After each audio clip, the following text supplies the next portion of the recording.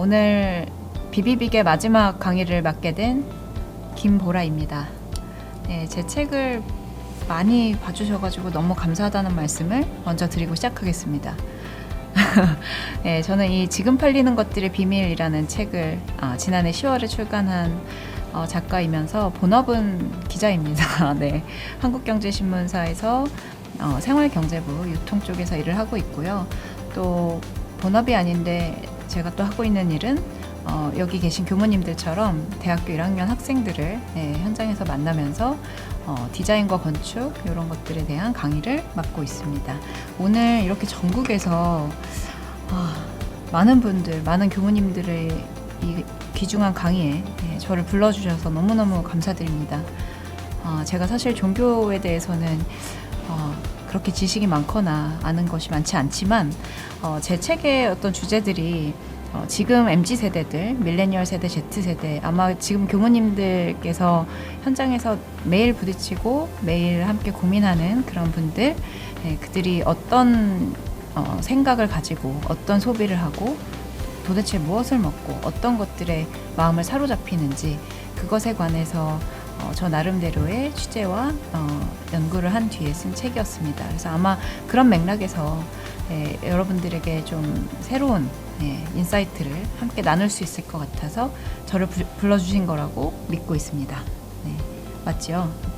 네, 그리고 시작하기 전에 부산 울산교구 사무국의 박화영 교무님 들어와 계신가요? 네, 저희 들어와 계신데 화면은 안 떠 있습니다. 안녕하세요. 네, 책을 많이 또 구매해 주셨다고 하셔서 미리 본당에서 말씀 주셔서 먼저 감사하다는 말씀 드리겠습니다. 감사합니다. 네, 그럼 본격적으로 강의 시작해 보도록 하겠습니다. 오늘 주제는 MZ세대의 마음을 사로잡는 것들에 관하여인데요. 아마도 지금 여기 계신 모든 분들이 고민하시는 것 딱 한 가지일 것 같아요. 앞으로 지속 가능한 원불교. 아마도 제가 말씀드리는 것들이 기업의 마케팅 측면에서 좀 초점이 맞춰져 있어서 결국은 이걸 종교에서는 어떻게 풀어가야 하는가에 대한 그런 고민들을 많이 하고 계실 텐데요. 그래서 이 책을 통해서 종교계와도 또 어떻게 밀레니얼 세대, Z세대들이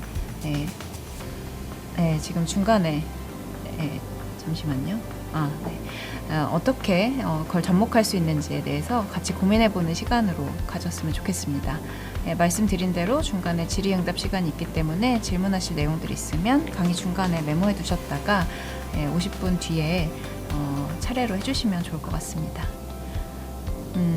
우선 제가 보여드리는 사진들 한번 볼게요. 서점에 있는 요즘에 서울에 밀레니얼 Z세대들이 매우 많이 찾는 한남동에 있는 한 서점의 코너입니다. 여기서 뭐 책을 소개해드리려고 하는 건 아니고요. 여기에 나와 있는 책 소개 코너들을 한번 보시면 좋을 것 같습니다. 이 작은 책은 언제나 나보다 크다.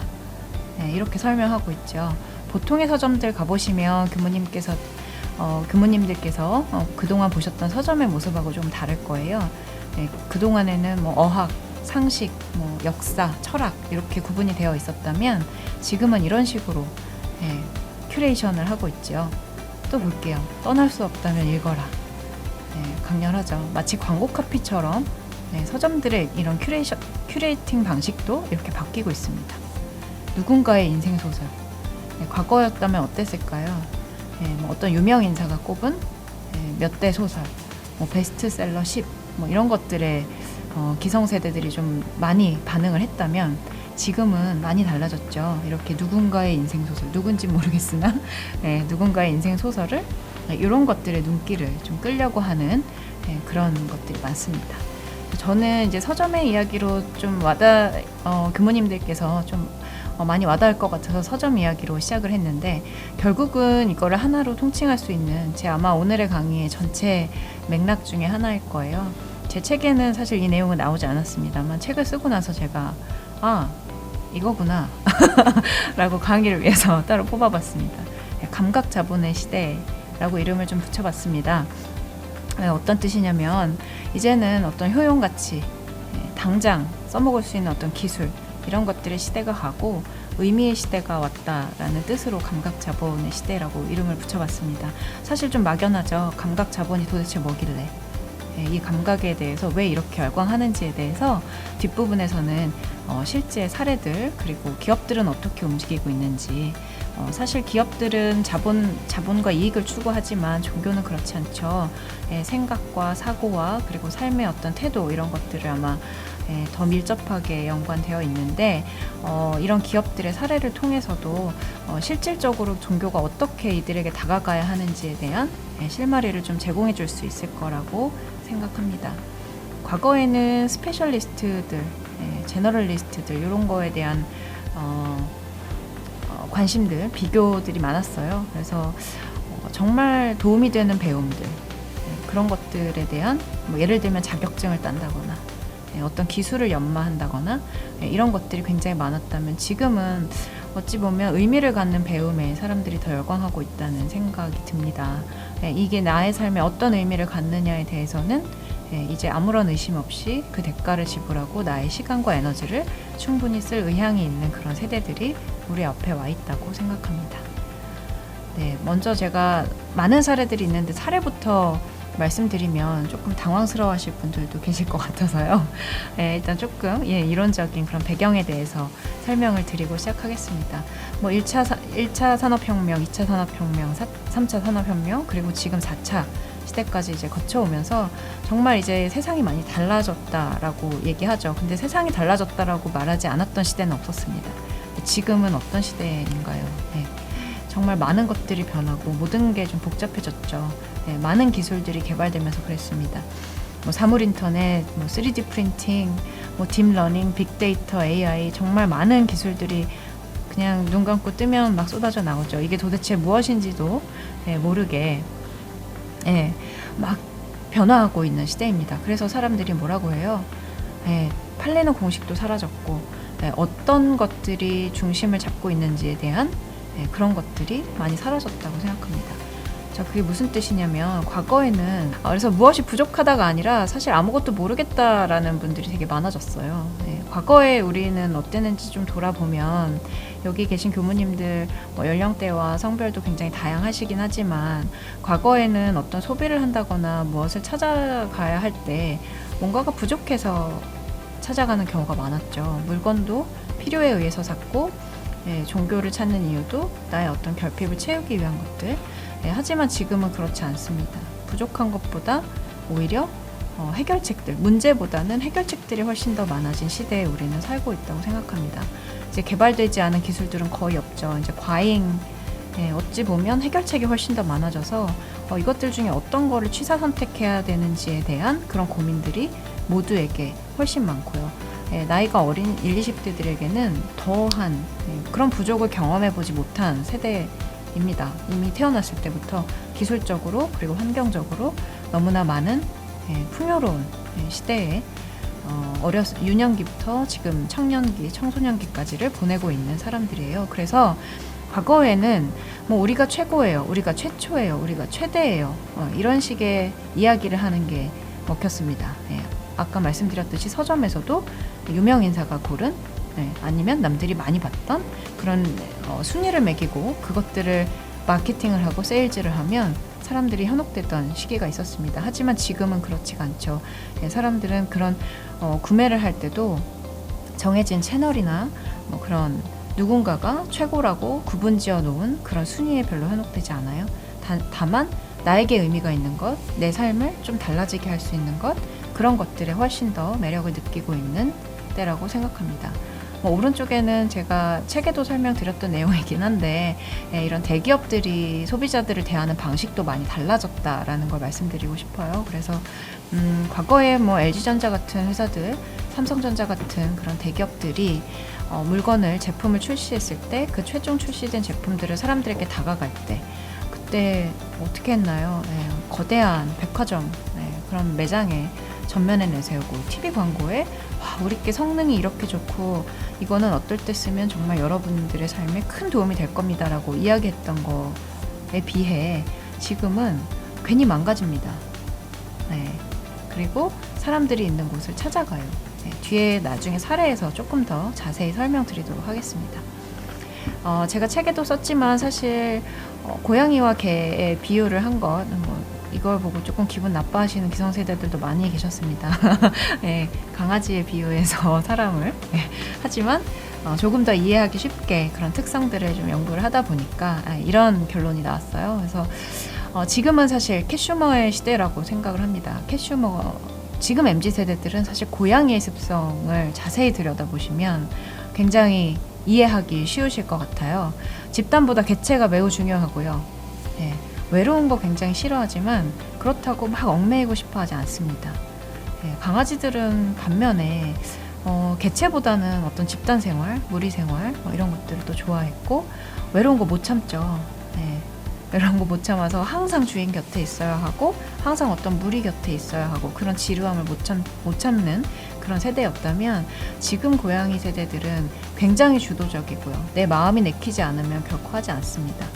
하지만 이 가장 큰 결정적인 차이라고 본다면 그런 것 같아요.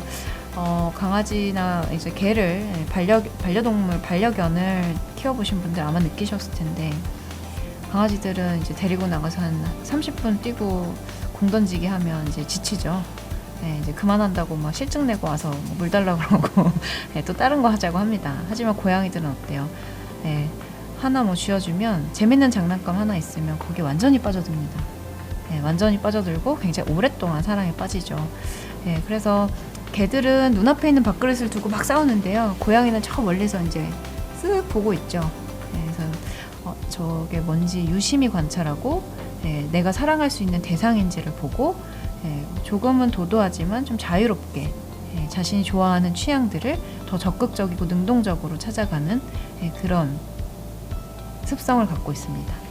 그런 습성들이 어떻게 보면 지금의 MZ세대들, 제가 이제 이런 마케팅과 기업들의 사례들을 쭉 연구하면서 느꼈던 어떤 특징들이라고 생각합니다. 그래서 명령하는 거 굉장히 싫어하고요. 그냥 은근히 아주 쿨하게 유혹하는 것들에 대해서 한 번 더 관심을 기울이고 만약에 그래서 그게 맞는 방법이라고 생각한다면 아주 오랫동안 지속 가능한 그런 열정을 보여주는 신인류라고 할 수 있겠습니다. 자, 밀레니얼 세대와 Z세대 좀 헷갈리실 텐데요. 뭐 굳이 이렇게 나눠보자면 조금 다른 점들은 Z세대는 모바일이 태어날 때부터 그냥 기저귀 찰 때부터 모바일 들고 태어난 세대라고 보시면 되겠고요. 밀레니얼 세대들은 이제 막 인터넷이 닷컴 버블 생기고 할 때, 그때 IT 붐에서 모두가 가정에서 인터넷이 가능해지는 그런 때, 그래서 PC에서 훨씬 더 많은 정보들을 얻고 또 사람들과 소통했던 세대라면 지금 Z세대들은 손에 그냥 모바일을 쥐고 태어난 세대라고 할 수 있겠습니다. 이게 어떤 차이를 만들어내는지는 또 나중에 또 한번 설명을 드릴게요. 근데 Z세대들은 사실 지금 모바일 Z세대들, 선생님 여기 계신 교무님들께서 더 잘 아시겠지만 데스크탑을 사용 못하는 Z세대도 굉장히 많습니다. 요즘 태어난 중학생, 초등학생들 뭐 이런 저 어린 친구들은 데스크탑을 이용하라고 하면 굉장히 낯설어 한다고 해요. 모바일과 태블릿으로 모든 것이 가능한 그런 때가 있습니다. 그리고 한 가지 또 밀레니얼과 Z세대를 구분하는 것 중에 제가 최근에 들었던 재밌는 사례는 이제 어떤 뭐 요리 방법, 레시피를 검색을 해봐 라고 했을 때 네이버 들어가면 밀레니얼이고 유튜브 검색하면 Z세대라고 하더라고요. 그래서 한번 흉내 내보려고 유튜브 검색 한번 해봤는데 그 속도를 저는 못 따라가서 망했습니다. 그래서 아무튼 방금 말씀드렸던 그런 특징들이 결국은 디지털의 어떤 연결성, 일주일 내내 24시간, 하루 24시간, 일주일, 그리고 365일 모두가 연결되어 있는, 단지 내 친구와 내 지인들 뿐만 아니죠. 전국에 있는 사람들, 나아가서 글로벌에 있는 모든 사람들과 실시간 소통하면서 살고 있는 세대들입니다. 오프라인에 굉장히 배타적이기도 해요. 그래서 배민, 배달의 민족 뭐 이런 데서 주문할 때 뭐는 해주시고 뭐는 빼주시고요, 뭐는 추가해주세요 라고 아주 열심히 썼던 친구들도 전화 걸면 아무 말도 못하는 그런 캐릭터를 가진 청소년들도 굉장히 많습니다. 이렇게 되다 보니까 사실은 디지털에 대해서 굉장히 피로한 세대이기도 해요. 피로도가 굉장히 높다는 말씀을 드리고 싶습니다. 그래서 이들의 특징들을 조금 말씀드리자면 동호회 활동을 하기는 해요. 네, 오프라인은 완전히 배제시키지는 않습니다. 하지만 목적성이 분명하고 내가 좋아하는 것들만 딱 거기까지 공유하는 동호회. 그래서 살롱 문화들이 굉장히 많이 다시 막 부활을 했었죠. 지금 뭐 트레바리 같은 독서 모임도 있고요. 또 런클럽이라고 해서 그냥 이러는 거예요. 잠실에서 뭐 오늘 8시 달리기 하실 분. 이러면 몇 명 모집합니다. 그러면 그냥 10명이 순식간에 모입니다. 근데 10명 모이고 예전 같으면 뭐 끝나고 치킨이나 먹을까요? 뭐 이런 얘기하면 이제 바로 탈퇴. 그런 명함 드리고 이러면 안 됩니다. 그냥 달리기 하고 1시간 달립시다. 1시간 달리고 안녕. 즐거웠습니다. 끝. 이게 굉장히 인터넷과 모바일 세대들의 특징이기도 해요. 그냥 언제든지 온오프가 가능한 디지털 세상에 살다 보니 오프라인에서도 목적을 달성한 이후에 이것들이 필요 이상으로 길어지거나 나에게 조금 더 부담스러운 일이 생긴다면 언제든지 끊어버릴 수 있는 그런 세대라고 생각합니다. 아까 말씀드렸다시피 다만 자기의 어떤 이익이나 나에게 도움이 되는 일들, 그런 것들은 굉장히 또 밝아요. 굉장히 대담한 자기 개발자라고 생각이 되고요. 뭐 최근에 뭐 광풍이 불었지만 비트코인이나 이런 주식 열풍에도 사실은 이런 20대들의 어떤 관심 그리고 그런 열정들이 굉장히 많이 기여를 하고 있고, 실제로 그것들은 지금 주식 시장에서 이걸 분석하시는 분들도 굉장히 많이 집중하고 있는 부분입니다. 물론 이런 물질적인 것들에 대한 어떤 몰입이 좋다 나쁘다 뭐 이런 것들을 떠나서요. 이런 것들에 이들이 언제든지 연결될 수 있고 또 그런 많은 정보들을 온라인을 통해서 얻을 수 있기 때문에 가능했던 일이 아닐까, 그런 맥락에서 한번 봐주시면 조금 달리 보일 것 같습니다. 다만 이들은 굉장히 불안합니다.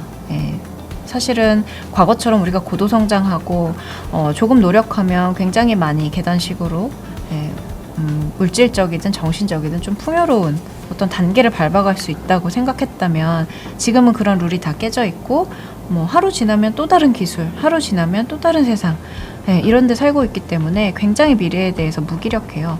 그거에 대한 반대급부로 현재에는 굉장히 집중하고 있습니다. 경제력, 뭐 돈에 대한 불안들 때문일 수도 있는데요. 사실은 이런 것들이 사회적으로 이제 신분 상승의 기회가 굉장히 축소됐습니다. 과거에는 뭐 그렇죠. 한국에서 성공을 하는 어떤 잣대, 이런 것들이 굉장히 기성세대가 심어놓은 그런 잣대들에 굉장히 그게 분명했고, 그것을 따라가면 최소한의 어떤 행복과 안전을 보장받을 수 있는 그런 세대에 살았다고 봅니다. 하지만 지금은 그렇지가 않죠. 지금 굉장히 뭐 취업문도 좁고요. 또 그렇다 하더라도 뭐 좋은 대학을 나왔더라도 좋은 직장을 가거나 뭐 큰 돈을 벌거나 뭐 안정적인 생활을 영위할 수 있겠다라는 어떤 보장된 그런 것들이 많이 줄어들어 있습니다. 그래서 그런데 여기서 또 중요한 건 무엇이냐면요.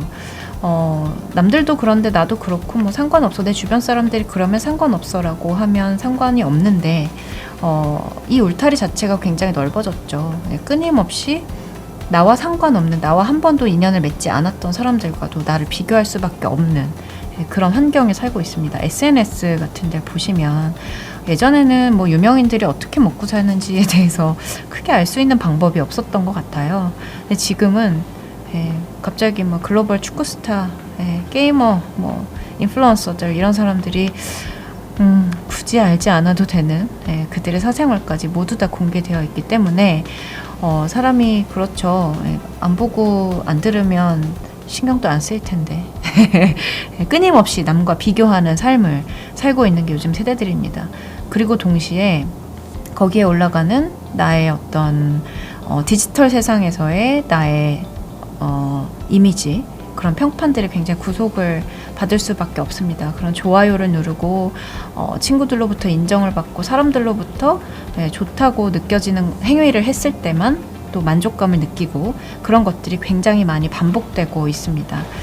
그렇기 때문에 아주 먼 미래를 바라보고 살기보다는 지금 당장 눈앞에 보이는 나의 행복, 짧지만 강렬한 행복, 그리고 일을 하더라도 나의 실제 삶과의 어떤 밸런스, 이런 것들이 굉장히 중요해졌고요. 또 가성비라고 하죠. 가격 대비 성능 내가 이걸 지불했을 때 어느 정도의 효용을 얻을 수 있는지에 대한 아주 즉시적이고 즉각적인 그런 것들에 굉장히 집착하는 세대입니다. 그래서 요즘에 뭐 이런 실버 배우 뭐 이런 분들 굉장히 많으신데 사실은 이런 유튜브 스타들을 만든 것도 다 20대들입니다. 왼쪽에 처음 보시는 분이 박막래 할머니, 정말 그냥 일반 할머니셨는데, 우리 할머니 같은 할머니셨는데 새롭게 노년 생활의 어떤 이런 아주 소소한 철학들, 이런 삶의 경험들, 이런 것들을 공유하면서 20대들을 팬으로 만들었고요.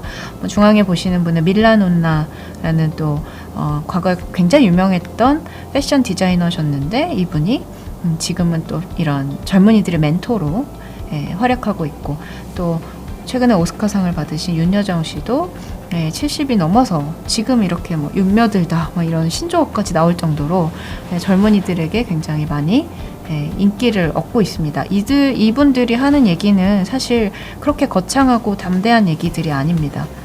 그리고 뭐 최고가 되라 이 말 대신에 최중만 하고 살면 안 되니? 이런 얘기들을 하시죠. 그리고 나의 일상에서 가장 작은 행복을 찾을 수 있는 방법들을 알려주는 이런 어른들에 대해서 지금 20대들이 열광하고 있습니다. 그런 것들이 아까 말씀드렸던 소확행, 숏확행, 이런 트렌드들이 지금까지 쭉 이어져 오고 몇 년째 이어져 오고 있다고 볼 수 있겠습니다. 말씀드린 대로 SNS와 인터넷에 굉장히 많이 집중하고 있는 세대들인 만큼 멀티페르소나라고 하죠. 굉장히 다양한 캐릭터로 살고 있습니다. 인터넷 사용자 중에 98%가 SNS를 사용하고 있는데요. 1인당으로 따지면 평균 8개 소셜미디어 계정을 보유하고 있다고 해요. 잠시만요. 네. 그래서 요즘에 뭐 부캐 굉장히 활약하고 있다는데, 사실 저도 오늘 부캐입니다. 본 캐릭터는 이제 기자지만 저도 이렇게 저도 밀레니얼 세대 아주 이제 끝에 와 있습니다. 간당간당하게 밀레니얼에 걸쳐 있지만 저도 이런 제가 좋아하는 일들, 제가 관심 있는 것들을 이렇게 하다 보니 저도 이렇게 부캐가 어느 순간 많아졌는데요. 아마 지금 교무님들께서 현장에서 만나고 계시는 청소년, 청년분들도 지금 내가 만나고 있는 그 모습이 다가 아닐 거라고 생각합니다. 왜냐하면 SNS 통해서 실제로 다른 아이디로 접속하면 또 다른 내가 발현이 된다고 하죠. 그래서 지금 이런 것들이 대중미디어까지 많이 흡수가 되어서 뭐 굉장히 유명했던 유재석 씨 같은 그런 방송인들도 갑자기 막 캐릭터가 뭐 10몇 개씩으로 늘어났죠. 놀면 뭐하니라는 TV 프로그램을 통해서요. 그리고 이런 캐릭터들, 뭐 카카오의 라이언, 뭐 지금 EBS의 펭수, 이런 것들, 이런 캐릭터들이 지금 대중미디어에서 성장할 수 있었던 배경도 결국은 이런 캐릭터들에 익숙한 세대들이 만들어낸 하나의 현상이라고 생각합니다. 또 하나의 아주 중요한, 아까 제가 말씀드린 평판에 많이 구속되고 또 남들이 하는 일들에 대해서 굉장히 빠르게 반응한다고 말씀드렸는데요. 이런 SNS를 통한 사회적인 활동, 그리고 어떤 가치 있는 일을 함께 한다라는 참여적인 이런 행동들은 굉장히 글로벌에서 많이 나타나고 있습니다. 우리나라뿐만 아니고요. 그래서 기업들은 사실 굉장히 살얼음판이라고 하죠. 뭐 하나만 잘못하면 이제 끝난 건가? 도저히 이거를 개선할 수 있는 방법들, 이게 굉장히 어려워졌다라고 이야기를 합니다. 그래서 뭐 불매운동 이런 것들은 그냥 다반사고요. 저런 흑인 총기 사건이 있었을 때 어떤 그것에 대해서 그런 캠페인들을 지지하지 않았던 브랜드들에 대해서는 아주 빠르게 페이스북을 통해서 보이콧 운동이 벌어졌고, 과거에는 이런 것들이 알려지기까지 몇 달에서 뭐 최소 1-2년씩 걸렸다면 지금은 뭐 그냥 하루입니다. 그냥 SNS, 카카오톡 이런 걸로 순식간에 번져버리고, 사실 이런 것들이 좀 위험하긴 하죠. 사실이 아닌 것들도 굉장히 과대포장돼서 늘어납니다. 하지만 뭐 이런 것들의 맥락의 중심에는 미닝아웃이라고 하는, 내가 중요하다고 믿는 더 나은 사회를 위해서 필요한 것들에 대한 가치를 지키지 않는 것에 대해서 나는 반대한다. 그리고 그것에 나도 참여하겠다. 참여하는 방법은 SNS를 통하고 또 그것들을 현실로 옮겨가는, 그래서 저런 굉장히 많은 집회 활동과 이런 것들도 이제 굉장히 자연스러워졌고요. 과거처럼 이렇게 폭력을 앞세우거나 호소하거나 이러지 않습니다. 굉장히 사실에 기반해서 SNS와 또 정당한 방법을 통해서 자신들의 어떤 뜻과 권리와 의미들을 이렇게 표현하는 거에 굉장히 능동적인 사람들이죠. 삶의 태도 대전환. 제가 이거 말씀드리면 기업에 계신 분들은 정말 껄껄 웃으시는데요. 자꾸 위에 거 많이 말씀하셨죠. 과거에는. 이거 뭐 안 되는데요? 라고 하면 안 되는 걸 되게 해야지. 이제 이런 말씀하시면 절대 안 통합니다. 안 되면 되는 거 해라가 요즘 세대들입니다. 그냥 되는 거 하는 게 빠르죠. 시간과 노력과 효용 측면에서 굉장히 좋습니다. 그냥 되는 거 찾아서 빨리 하면 됩니다. 자꾸 안 되는 거 되게 하라 그러면 요즘 그렇게 생각하죠. 아니 안 되는 걸 어떻게 하라는 거야. 아니면 아니 좀 먼저 해보시지 그러세요. 라고 오히려 거꾸로 질문을 받으실 수도 있습니다. 동시에 요거는 제가 이제 원불교 강의를 하면서 지난주에는 원광대 학생들 그리고 영산대 학생들 예비 성직자분들을 먼저 만나뵀어요. 굉장히 수준 높은 이런 질문 그리고 강의에 대한 집중도에 제가 깜짝 놀랐습니다. 그래서 여기 계신 교무님들이 부러울 정도로 그랬습니다. 지금까지 말씀드렸던 것들이 조금 낯서실 수 있지만 지금 보시는 것들은 코로나가 앞당긴 거긴 하지만요. 사실 계속된 트렌드였어요. 왼쪽에 제가 이게 질문을 드리면 참 좋을 텐데 질문을 지금 못 드리니까 왼쪽은 최근에 많이 하고 있는 불멍 뭔지 혹시 아십니까? 많이들 아실 것 같아요. 그냥 캠핑 가서 뭔가 이제 우리는 과거에 어디 이제 놀러 간다 그러면 사실 시간과 돈과 이런 걸 많이 지출을 하고 굉장히 멋진 곳에 가서 유명한 뭐 역사 관련한 건축물을 보거나 박물관을 가거나 이런 그런 것들을 찾아다녔다면 지금 그렇지 않아요. 그냥 자연과 함께하는 삶에 충분히 만족하는 세대들입니다. 디지털 디톡스라고 하죠. 그래서 이렇게 그냥 캠핑장 가서 모닥불 피워놓고 하루 종일 밤새도록 불 보다 오는 게 요즘 친구들의 힐링입니다. 저렇게 등산하는 등린이라고 하죠. 등산.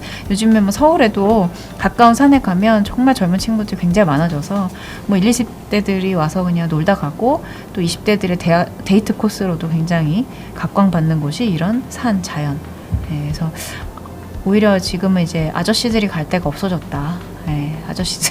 아저씨들의 놀이터를 다 빼앗겼다. 뭐 이런 이야기도 나옵니다. 그래서 이런 캠핑 문화들 지금 사실 굉장히 적은 돈을 들이고 적은 노력을 하더라도 그냥 어디든지 가서 잠시 쉬다 오는 이런 어떤 내적인 힐링에 대한 그런 요구가 더 많아지고 있다고 생각합니다. 디지털 세상에서 그렇게 분주하고 바빴던 세대가 오히려 오프라인 세상에서는 조금 더 여유 있고 조금 더 의미 있고 가치 있는 나만의 행복을 찾는 일 그런 것들이 굉장히 많이 노력을 하고 있다고 생각합니다. 자, 이상한 일들이 벌어지고 있다라고 제가 말씀드렸는데 요거는 제가 동영상인데 한 1분 정도만 봐도 될까요? 요걸 어떻게 틀어야 될까요? 한번 클릭하시면 아마 유튜브로 넘어갈 것 같은데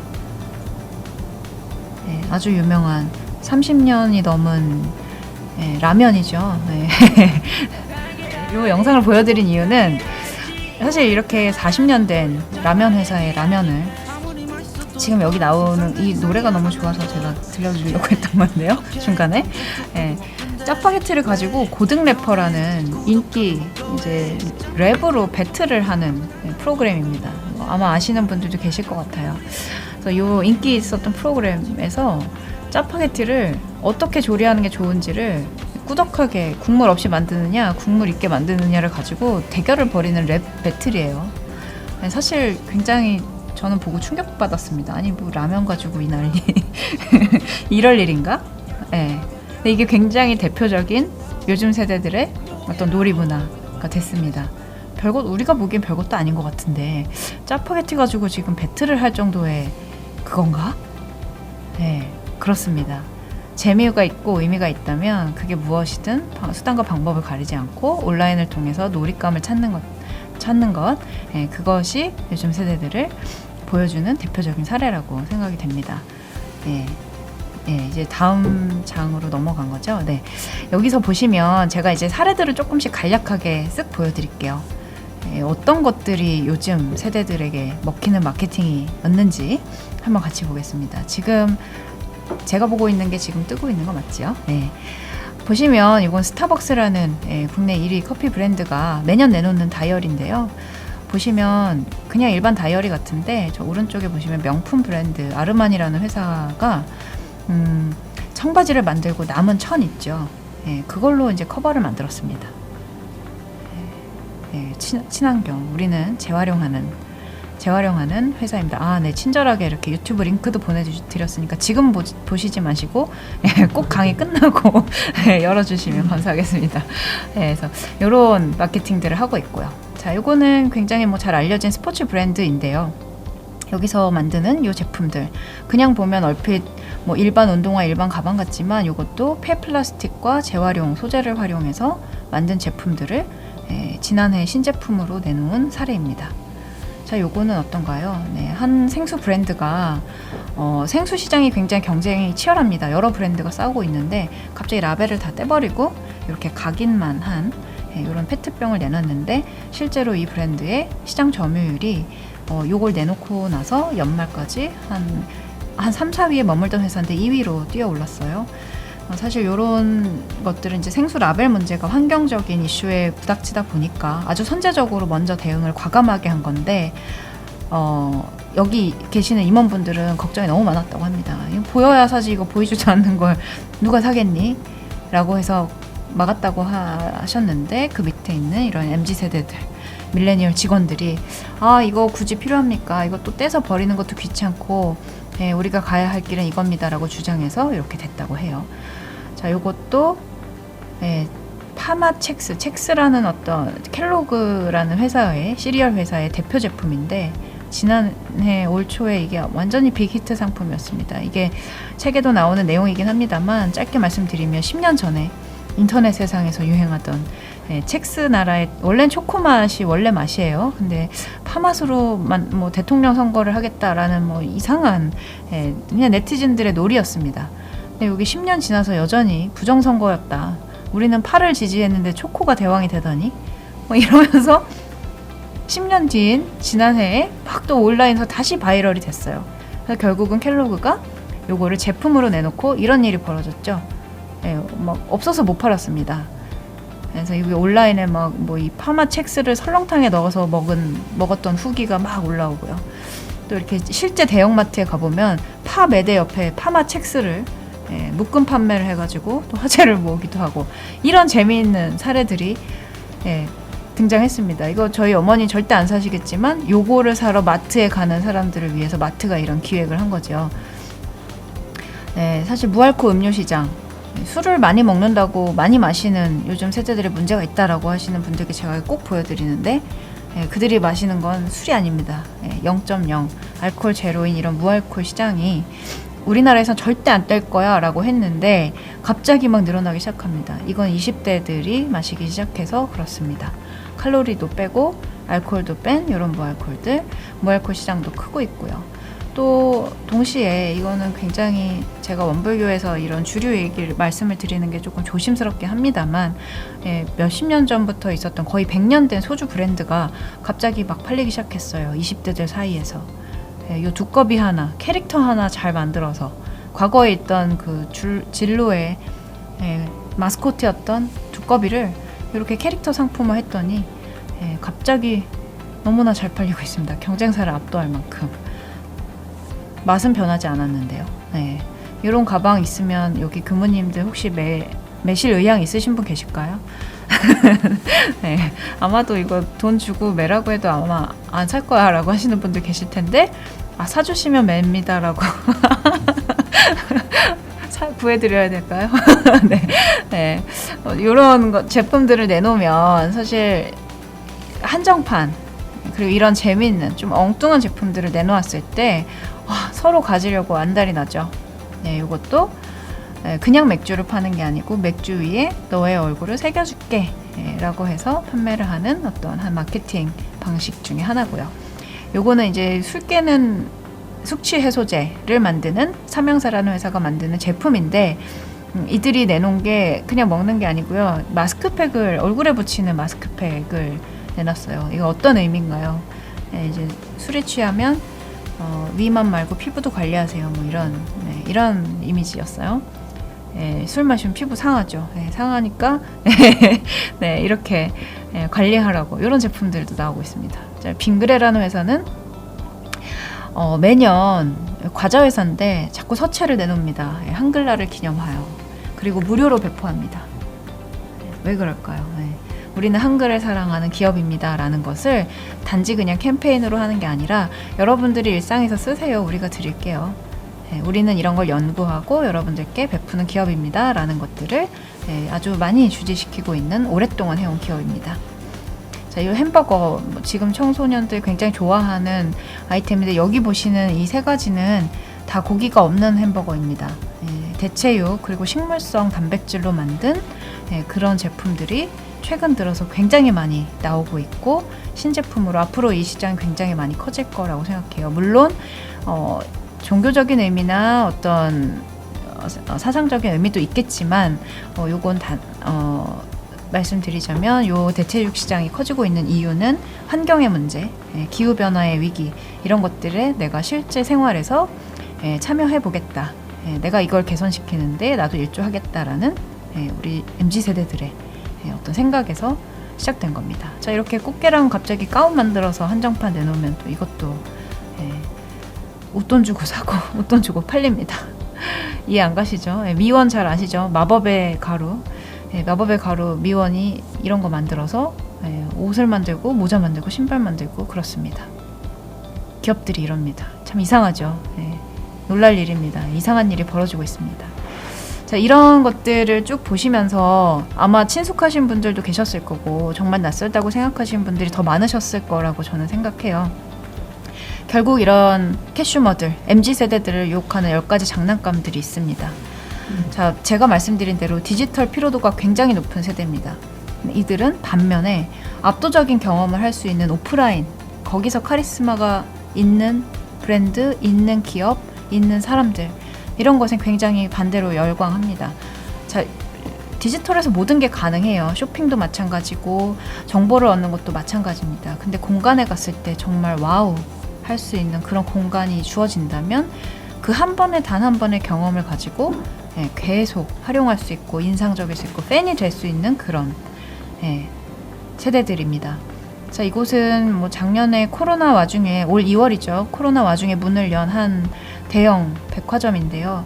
코로나 때 여기 이렇게 열면 미친 짓 아닙니까? 라고 말을 많이 들었는데 결국 이렇게 수많은 사람들이 사진을 찍으러 또 이것을 경험하러 이렇게 쏟아져 나왔죠. 사실은 이런 본능들이 아마도 이렇게 오늘도 비대면으로 여러분들과 제가 만나고 있지만 이렇게 직접 대면하고 직접 경험하고 그 한 번의 경험을 아주 인상적이게 만들고자 하는 인간의 본능은 세대를 막론하고 비슷할 것 같고 또 MZ세대들은 그거보다 더 강렬하게 원하고 있다는 거 알 수 있습니다. 아까 말씀드렸던 삼성전자 신제품을 백화점이나 대형마트 이런 데다 전시하는 게 아니에요. 이제는 이거는 이 MZ세대들이 열광하고 있는 한 카페입니다. 마포구에 있는 한 카페인데 커피 파는 그런 매장에 그냥 갖다 놨어요. 그냥 오는 사람들이 자연스럽게 보도록 자연스럽게 다가갈 수 있도록 이렇게 한 것들 이것도 이제는 오프라인 매장에서 사람들이 경험을 할 때 찾아오게 하는 그런 마케팅 하지 않습니다. 그냥 있는 곳을 찾아가는 그런 방식으로 많이 바뀌고 있다는 거 말씀드리려고 했고요. 또 그저 소비하는 사람들이 아니죠. 내가 뭔가 할 수 있는 여지가 있는 공간, 여지가 있는 그런 콘텐츠들에 열광합니다. 그래서 아까 말씀드렸던 짜파구리 그 짜파 파티도 마찬가지입니다.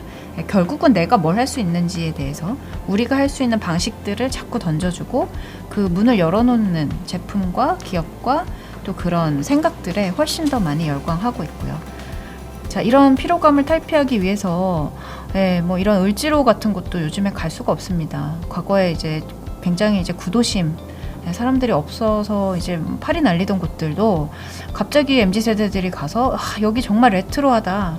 예, 여기 정말 옛날 것들이야. 우리가 평소에 볼 수 없었던 것들이야. 이건 도대체 어느 나라 문화야? 라고 하면서 자기들이 열광하고 자기들이 성장시켜 나가는 그런 모습들을 알 수 있습니다.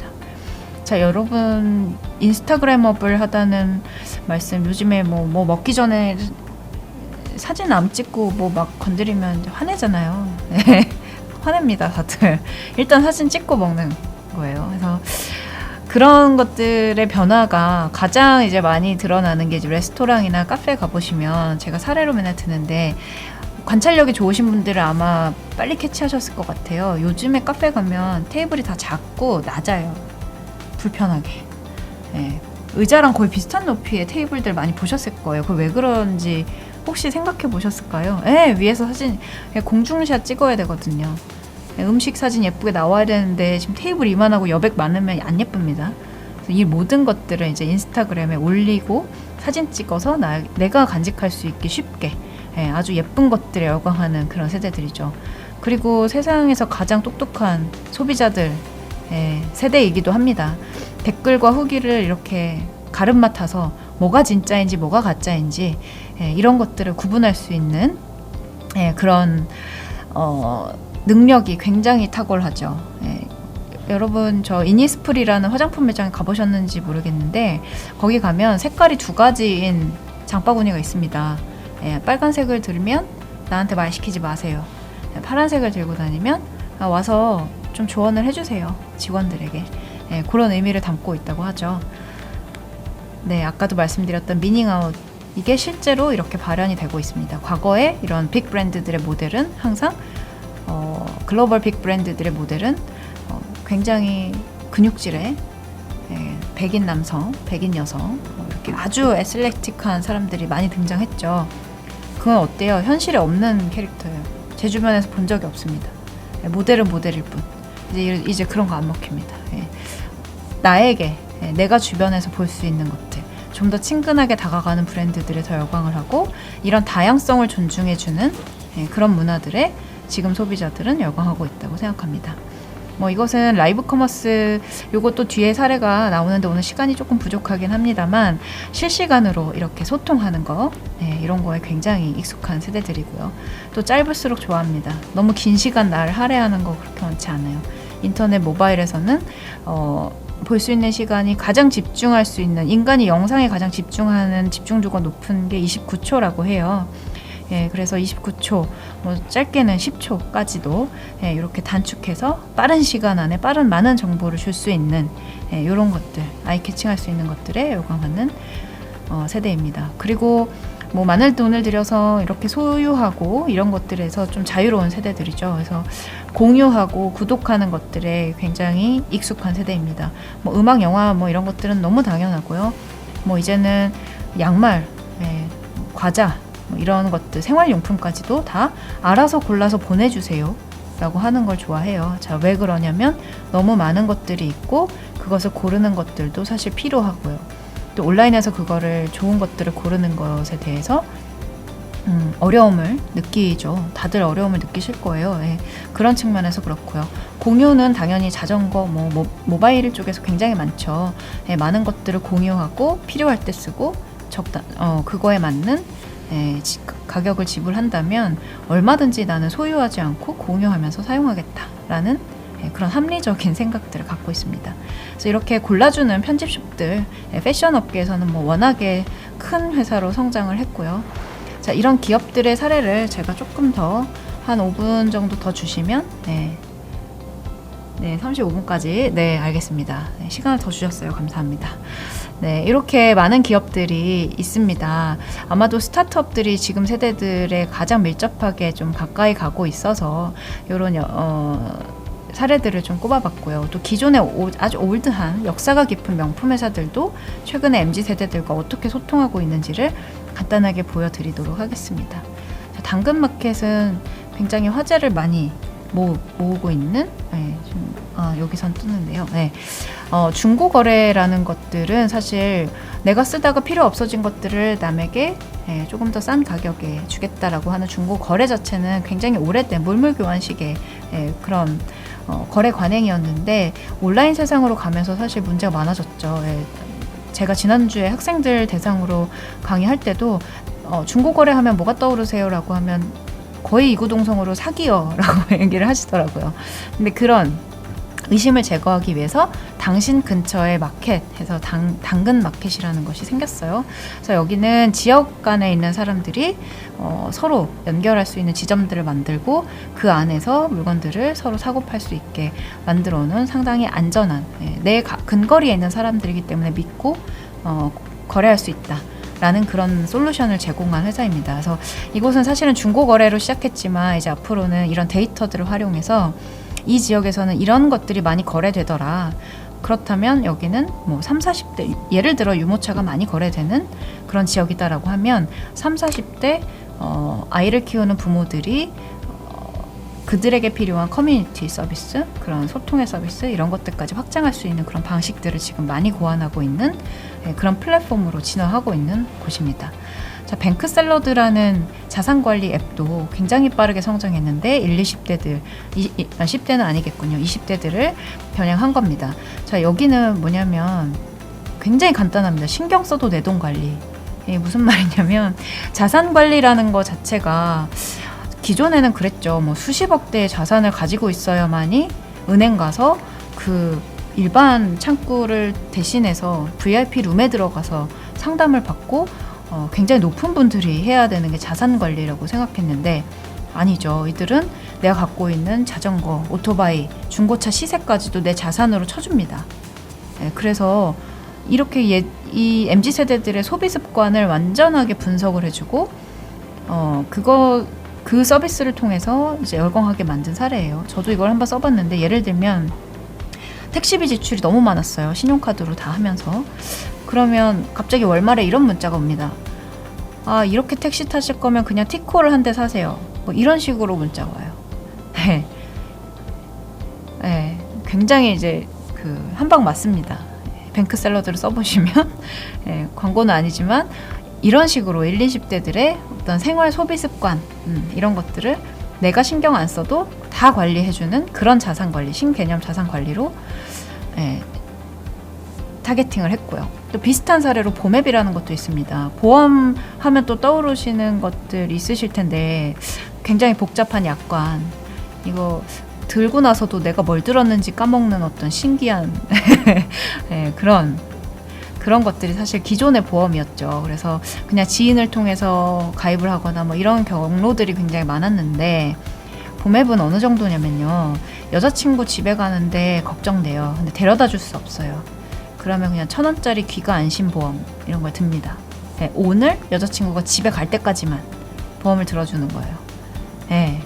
뭐 신혼부부, 친구가 결혼을 해요. 친구한테 뭘 선물할까? 그러면 신혼부부가 신혼여행 갔을 때 안전하게 다녀올 수 있도록 신혼부부의 뭐 여행보험 뭐 이런 것들 있죠. 생활에 굉장히 밀접합니다. 원불교에서도 제가 신도는 아니지만 이런 실생활에 가장 많이 도움이 되는 어떤 종교적인 의미를 많이 부여하신다고 제가 건너 들었습니다. 그래서 그런 측면에서 이렇게 아주 내 삶에 가까이 올 수 있는 이런 부분들, 그것들은 사실 이런 스타트업들은 지금 MZ세대들이 사실 창업을 한 거기도 해요. 그러니까 결국은 남의 문제가 아니라 나의 문제였던 거죠. 그래서 이들의 시각으로 바라볼 수 있는 어떤 그런 관점의 전환 이런 것들이 아마 좀 지속적으로 하고 계시다면 조금 더 가까이 다가가고 조금 더 원불교를 더 많은 이들에게 알릴 수 있는 그런 방법이 되지 않을까, 그런 생각도 제가 감히 해봤습니다. 또 이렇게 오래된 기업들도 마찬가지죠. 이렇게 변화가 사실 쉽지 않은데 이런 구찌라는 굉장히 오래된 이탈리아 명품 브랜드는 그동안 명품이 하지 않았던 모든 거를 했습니다. 예를 들어 스트리트 브랜드, 길에서 많이 볼 수 있는 이런 저가형 브랜드, 그리고 아까 말씀드렸던 그런 힙합 가수들, 그런 분들하고도 굉장히 많은 협업을 통해서 결국은 구찌라는 브랜드를 새로 알리고 우리는 오래됐지만 너희들에게 다가가는 회사야 라는 것들을 끊임없이 알리고 있습니다. 그래서 다 망했다고 생각했던 2015년에 그때부터 지금까지 아주 꾸준히 성장하고 있고, 지금은 다른 이런 럭셔리 브랜드들도 다 구찌의 이런 방식들을 따라하고 있습니다.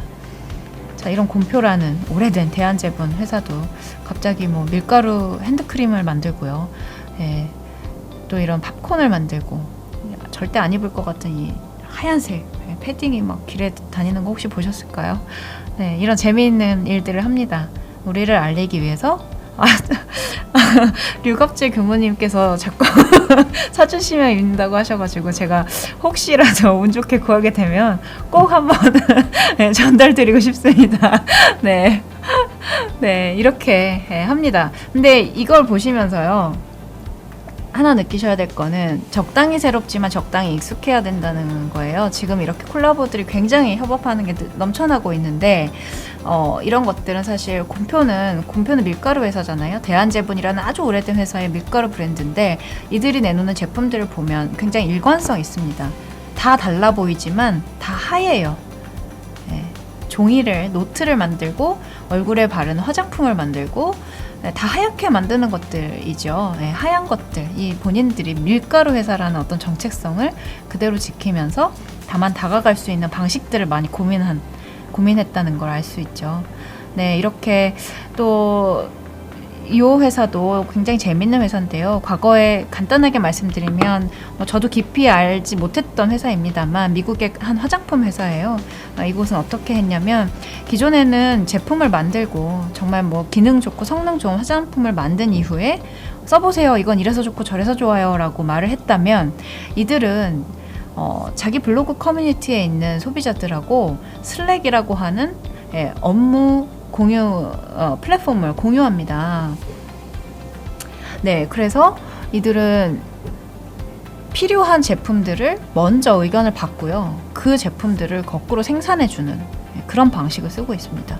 결국은 우리가 하는 방식, 우리가 만든 제품들을 무조건 팔고 사라고 강요하는 것이 아니죠. 그래서 거의 뭐 100명의 사용자들을 한 툴에 넣어놓고요. 이 제품을 개발하기 위해서 사람들이 보내놓은 의견을 가지고 그걸 수렴해서 제품을 거꾸로 내놓습니다. 그 의견을 냈던 사람들은 무조건 다 사겠죠. 네.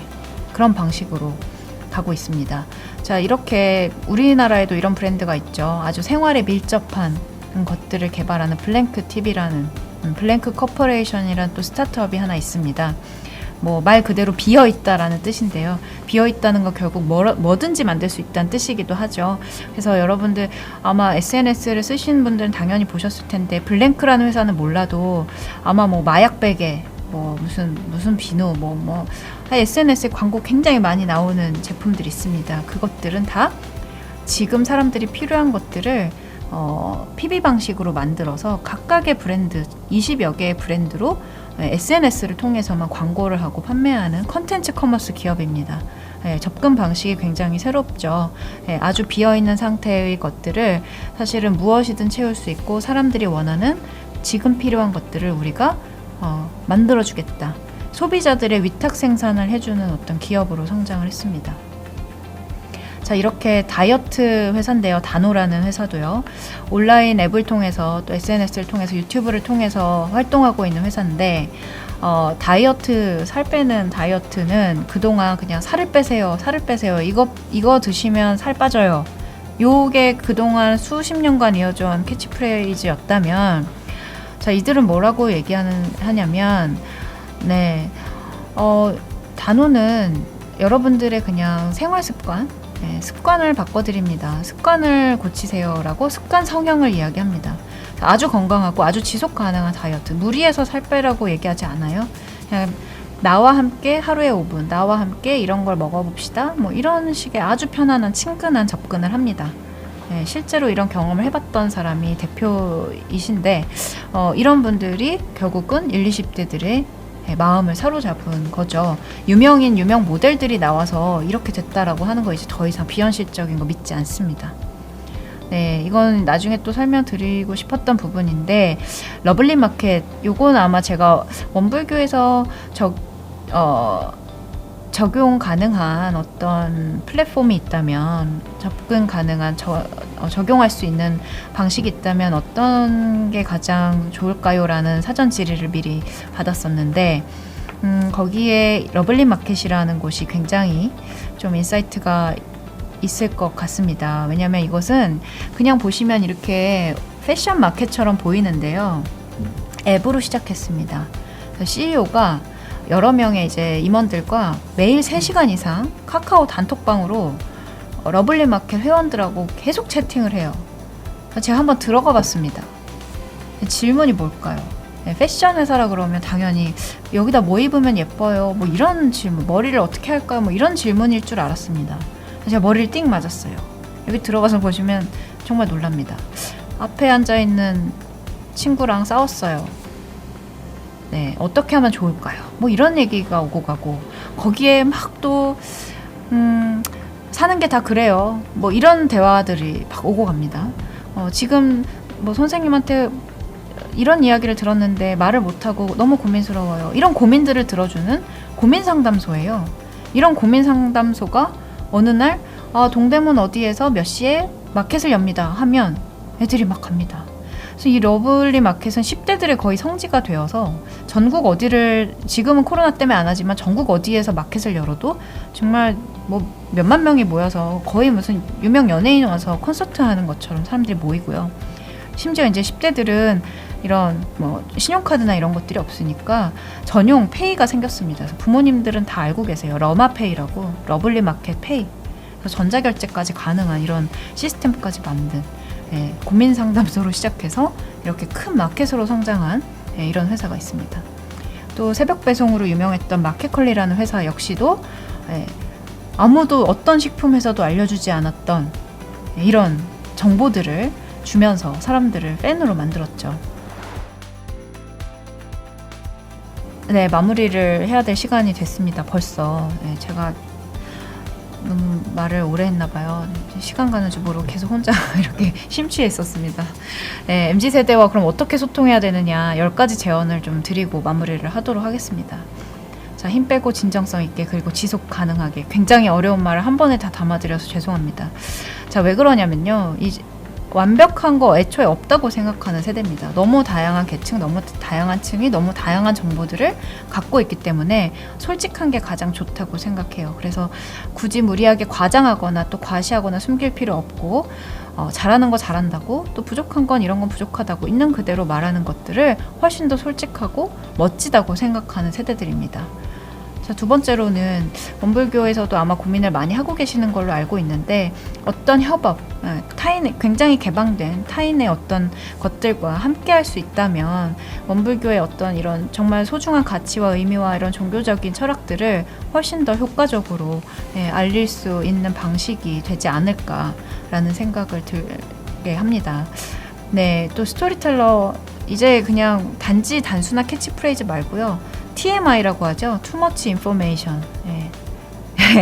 아주 상세하고 아주 상냥하고 굉장히 자세한 이런 이야기들에 열광하는 세대들입니다. 그런 이야기들을 나한테 들려주는 어떤 집단과 개체와 또 기업이 있다면 얼마든지 마음을 열 수 있는 세대라고 생각이 됩니다. 그래서 이런 스토리를 전달하는 것들에 전혀 머뭇거리지 않으셔도 될 것 같고요. 또 어떤 거대한 것들을 해보기보다는 아주 작은 시도들 할 수 있는, 온라인을 통해, 모바일을 통해, 오늘처럼 이런 줌 같은 많은 방식들 이미 많이 하고 계시는 걸로 알고 있는데요. 이런 작은 파일럿들을 통해서 소통의 방식들을 조금씩 실험해 보시는 것도 좋을 것 같습니다. 결국은 습관이죠. 그래서 이런 습관, 나의 생활에 어떤 변화를 줄 수 있느냐에 대해서 함께 고민하는 그런 고민 상담의 역할도 굉장히 중요하다고 생각돼요. 그래서 내 삶을 어떻게 변화시킬 수 있는지에 대한 아주 실질적인 방식들을 함께 고민하는 것, 그리고 지금 청년, 청소년들에게 실제로 당신들이 해보세요라고 할 수 있는 그런 어떤 운용의 폭을, 운신의 폭을 넓혀주시는 것들도 중요하다고 생각합니다. 우리가 고민했으니까 이렇게 해봐가 아니라 당신들의 고민, 너희들이 한번 이렇게 해보면 어때? 라고 해서 이제 역할을 바꿔보는 그런 방식들도 굉장히 중요하다고 생각하고요. 또 청년들은 이제 왕이 아니고 인재죠.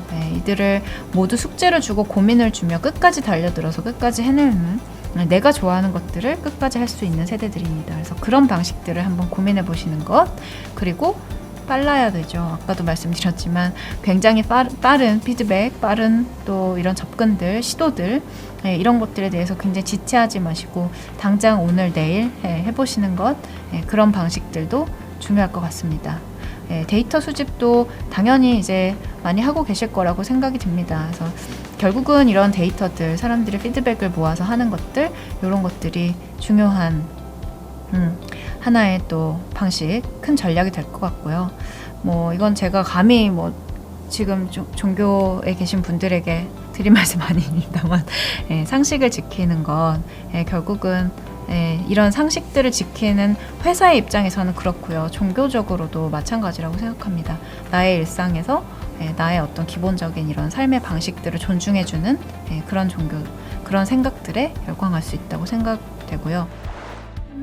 질문을 2개 정도만 혹시 채팅창을 통해서 말씀을 해주시면 좋을 것 같습니다. 2 질문이 들어왔습니다. 우선 첫 번째 질문에 먼저 답을 드려야 될 것 같아요. 제가 데이터를 수집하는 방법, 공부를 많이 합니다. 그리고 저는 많이 놀아요. 논다는 게 그냥 전 정말 많이 돌아다닙니다. 제가 하고 있는 일이 아까 서두에 말씀드렸듯이 유통, 이런 생활경제라는 사이드에서 물론 저는 경제적인 측면들을 많이 보는 유통부에 있는 기자 생활을 하면서요. 제가 여기 회사는 이제 15년 정도 재직을 하고 있는데 이 부서에서만 4, 5년 정도를 있었고요. 저도 이해 안 되는 거 굉장히 많고 이상한 것들 많죠. 근데 이제 기업들의 어떤 전략들을 쭉 모아봤어요. 4년, 5년 동안. 저도 이제 많이 축적의 시간이 있었던 것 같습니다. 그래서 그것들을 보면서 나오고 있는 신제품들, 그리고 실제로 사람들에게 열광을, 지지를 받은 어떤 제품들을 분석을 해봤고, 또 이들이 열광하는 공간과 이들이 많이 모이는 장소를 저는 정말 끊임없이 부지런히 다니려고 합니다. 그래서 거기에 이 실제 현상들, 그리고 어떤 기업에서의 어떤 전략들, 이런 것들을 한 지난 5년 정도를 모은 것들이 이런 데이터가 되었다고 생각이 되고요. 이런 것들을 책을 제가 뭐 처음부터 저는 작가가 되어야겠다 뭐 이런 생각을 해본 적은 사실 없습니다. 하지만 글 쓰는 게 제가 제일 가장 잘하는 일이고요. 그런 것들을 모으다 보니까 저만 알고 있기는 좀 아까워서 책으로 이렇게 출간을 하게 됐습니다. 종교에서 2번째 질문은 그 다음 질문 먼저 볼게요. 종교에서 새로운 데 익숙하면 어떻게 어필할 수 있느냐 라고 말씀 주셨는데 이 비슷한 질문을 지난주에 한 학생도 말씀을 해주셨어요. 제가 살짝 뜨끔할 정도로 기업의 어떤 제품이나 마케팅은 결국은 물질적인 이익을 위해서 물질적인 어떤 것들을 위한 마케팅 그 활동이라면 종교는 사실 도덕과 철학 이런 것들을 이제 전달해야 되는 삶의 의미에 대해서 다시 한번 질문하는 그런 것들인데 이게 어떤 연결고리가 있는 것이냐라고 말씀을 주셨었어요. 비슷한 맥락의 질문인 것 같은데요. 제가 아까 말씀드린 대로 굉장히 사실은 지금 종교에서 해주셔야 할 일이 가장 많은 때가 아닌가 라는 생각이 거꾸로 들었습니다. 왜냐하면 이렇게 디지털 세상에서 피로도가 높고 항상 남들과 비교하면서 살아야만 하고 너무 많은 정보의 홍수 속에서 살고 있는 사람들, 지금 이렇게 마케팅을 해야 하는 사람들만 혼란에 빠진 게 아니라 이 마케팅을 당하는 사람들도 어찌 보면 굉장히 혼란스러운 상황에 빠져 있다고 생각이 들어요. 그래서 그들은 지금 아까 제가 뭐 힐링하러 자연으로 떠나고 숲을 찾아다니고 인적이 드문 곳에 가고 나의 내면을 들여다보고 싶어하는 사람들이 많고, 온라인 세상이 아니라 오프라인 세상에서 내가 직접 나의 삶을 변화시킬 수 있는 아주 작은 것들에 열광한다고 말씀을 드렸는데, 종교적인 것도 사실 이것과 다르지 않다고 생각합니다. 자연이 인간에게 주고 있는 어떤 가치들, 그렇게 자연처럼 살아가는 방식, 이런 것들을 사실 원불교의 교리를 제가 아주 깊게는 알지 못합니다만 많은 종교에서 인간과의 관계, 그리고 세상을 살아가야 되는 어떤 방식, 그리고 타인과의 어떤 소통, 이런 것들, 그런 것들을 많이 말씀을 하시는 것 같아서 그런 것들은 사실은 굉장히 익숙한 것들이죠. 근데 그런 익숙한 면들을 새롭게 하는 방법들은 아까 말씀드렸던 그런 온라인과 오프라인에서 동시에 조금 더 새로운 플랫폼을 하나 만들고 거기에서 사람들과 아주 익숙한 원불교가 아닌 또 다른 분야에 있는 것들과의 어떤 협업 그런 방식을 통해서 접근해 볼 수 있지 않을까 하고 저는 감히 생각을 해봤습니다. 답변이 되셨을까요? 네.